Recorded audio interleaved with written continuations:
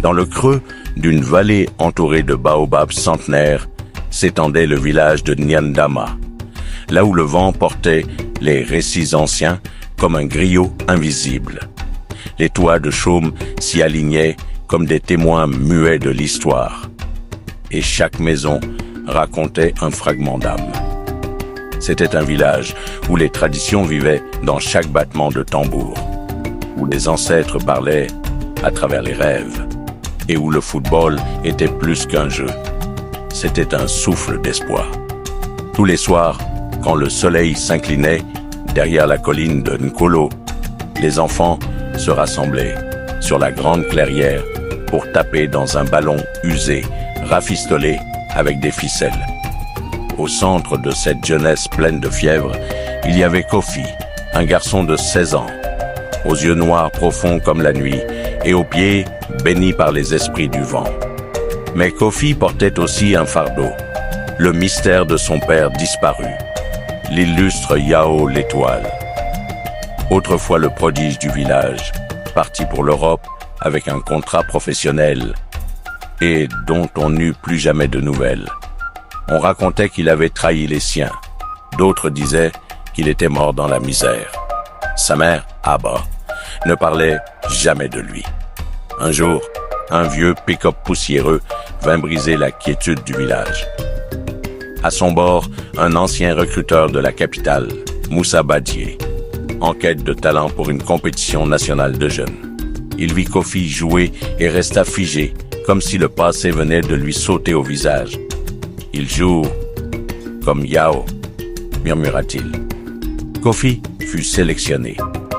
Mais le conseil des sages, mené par le redouté vieux Kambélé, s'y opposa. Le sang de la trahison coule en lui. Il ne peut représenter notre terre. Kofi fut brisé.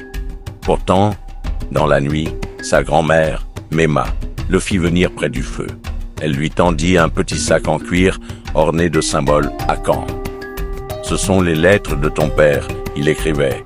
Mais on ne voulait pas qu'on les lise. Il n'a jamais trahi. Il t'aimait. Les lettres racontaient tout. Les blessures, la solitude, la pression, la trahison de son agent, la pauvreté, la honte. Yao n'avait jamais cessé d'aimer son village, mais il avait été brisé. Kofi désobéit et se rendit à la capitale avec l'aide de Moussa. Sur le terrain, il jouait comme possédé. Il dansait entre les défenseurs comme un vent d'harmattan. Les journalistes l'appelèrent le phénix de Nyandama. Mais un soir, un vieil homme mendiait devant le stade. Il levait les yeux vers Kofi sur les écrans géants. Ses mains tremblaient. C'était Yao, amaigri, malade, rongé par les années. Le choc fut terrible. Père et fils se reconnurent sans se parler. Kofi le serra dans ses bras, devant les caméras, les larmes coulant comme un torrent de feu. À Nyandama, la nouvelle se répandit comme un incendie.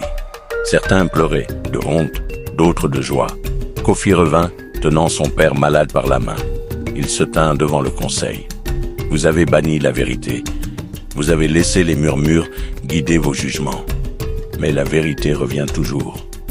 Et moi, je suis cette vérité. » Le silence fut lourd. Puis vieux Kambélé, le regard embué, s'agenouilla. « Pardon.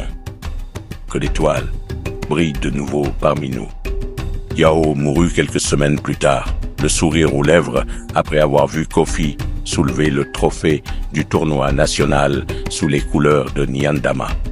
Le village, désormais, avait un terrain officiel et des enfants venus de partout venaient s'y entraîner. Sur le mur du terrain, une fresque représentait un homme et un garçon, leurs bras levés vers le ciel, une étoile au-dessus d'eux.